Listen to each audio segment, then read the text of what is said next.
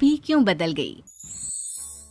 कोयल शादी के बाद जिस घर में आती है वहाँ सास ससुर के सिवा 2 ननदें भी थी, लेकिन दोनों शादीशुदा। कोयल ने सोच लिया था कि वो इस घर को जीत कर रहेगी, लेकिन होता कुछ और है। यार ये कोयल कैसी लगी तुझे? ठीक ही है, बस माँ एडजस्ट कर ले इसके साथ। हम दोनों तो वैसे ही शादीशुदा हैं। चलना कल घर चलते हैं, देखते हैं क्या करती है वो सारा दिन घर पर। ठीक है दीदी, मैं कल आ जाऊंगी।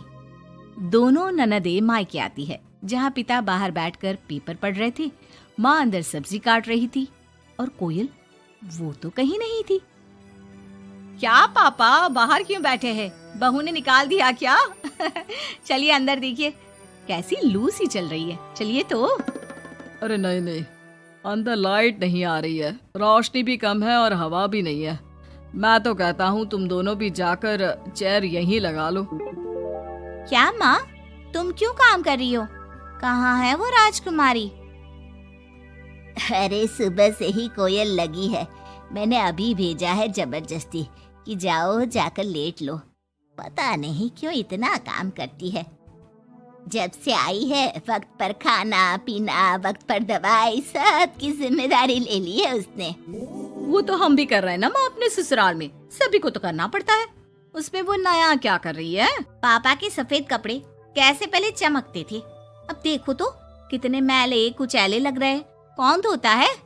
धोती तो बहू ही है, लेकिन क्या करे बेचारी, मशीन ही खराब पड़ी है।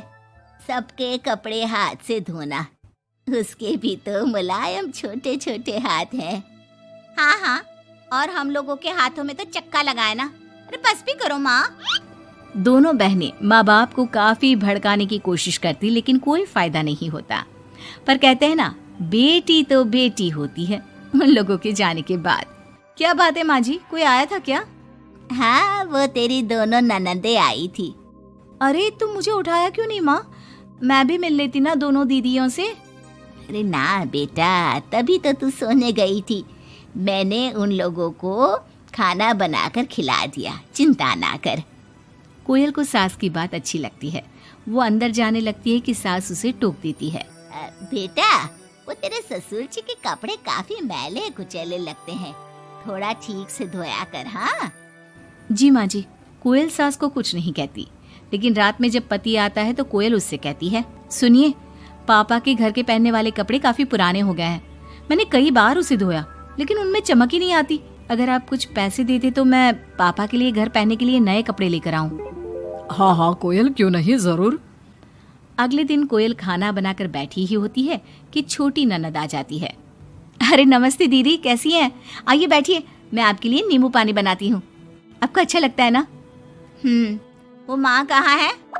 कोयल को अजीब सा लगता है कि ननद ने उसे पूछा तक नहीं, ना ही नमस्ते किया।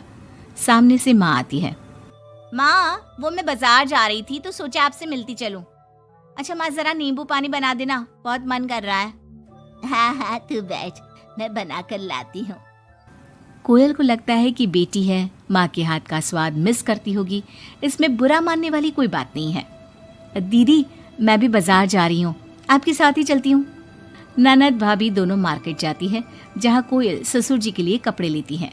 क्या जरूरत है भाभी, पापा को उनकी पसंद के कपड़े ले देती ना, उन्हें ही यहाँ पर लाकर। पर दीदी, पापा तो लुंगी ही पहनते हैं और एक ही डिजाइन की, तो इसमें पसंद नापसंद की क्या बात है? आपसे क्या बोलना। मार्केट में कोयल की किसी दुकानदार से बहस हो जाती है, लेकिन वो देखती है कि ननद उसका साथ देने के बजाय भीड़ का हिस्सा बनी खड़ी होती है, जैसे कि वो उसे जानती ही नहीं। कोयल घर आती है। अरे बेटा, क्या जरूरत थी नए कपड़ों की? पापा, मैंने ना आपके कपड़े धोने की काफी कोशिश की, लेकिन वो पुराने हो गए थे ना, इसलिए ऐसे मैले से लग रहे थे। सास भी समझ जाती है कि कोयल ने कपड़े धोने में मेहनत तो की ही होगी। एक रोज फिर दोनों ननदें आती है। कोयल अब दोनों ननदों को मनाने के लिए कोई ना कोई तरकीब निकालती है।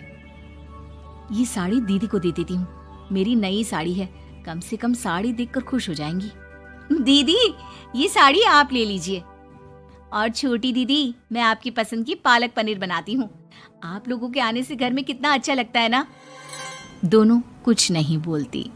अब तो जब भी दोनों ननदें घर आती, कोयल के सास ससुर को भी भड़काकर चली जाती, जिसके बाद से ही दोनों का रवैया कोयल के लिए कुछ दिनों के लिए बदल जाता। पता है कोयल, मेरी छोटी बेटी सास को घर में एक काम करने नहीं देती, सारा दिन बिठा के खिलाती है। कम से कम तुझे मेरा साथ तो मिला है, क्यों? कोयल कुछ नहीं कहती, लेकिन अब वो थक चुकी थी। ससुराल के लोगों को प्यार से, सम्मान से साथ बांधने की कोशिश कर करके, लेकिन ननदें वैसी की वैसी ही रही। अब कोयल ने सोच लिया कि वो ननदों से बात करेगी। जब बड़ी ननद घर पर फोन करती है, हेलो हेलो कोयल, माँ को फोन देना। सभी को फोन लगा लिया लेकिन कोई उठा ही नहीं रहा। ओह, तभी आपने मेरे फोन पर फोन किया दीदी, और वो भी सीधे माँ से बात करने के लिए। क्यों, मैं नहीं हूँ क्या? या मेरा हालचाल पूछने की आप लोगों को जरूरत ही नहीं है, या मुझसे मतलब ही नहीं है? क्यों? अरे नहीं नहीं, ऐसा नहीं है, वो वक्त ही नहीं मिलता ना घर के कामों को लेकर। दूसरी ननद से भी कोयल बात करती है, लेकिन वो भी वक्त और काम थकान का रोना रोने लगती है। कोयल को लगता है कि शायद उसकी ननदों से बात करके उसे सब सॉल्व कर लिया, लेकिन ऐसा होता नहीं है। ननदों का व्यवहार वैसा का वैसा ही रहता है, जिसके बाद कोयल भी कुछ ठान लेती है। एक रोज छोटी ननद घर आती है। कोयल भी उसे नमस्ते करके कमरे में चली जाती है। ना ही उसकी पसंद का खाना पूछती है और ना ही चाय। बड़ी ननद को भी कोयल फोन करना छोड़ देती है, और ना ही उन लोगों के स्टेटस चेक करती है, ना ही उन लोगों के आने पर हालचाल पूछती है। दोनों ननदों को कोयल का बदला रूप अच्छा तो नहीं लगता।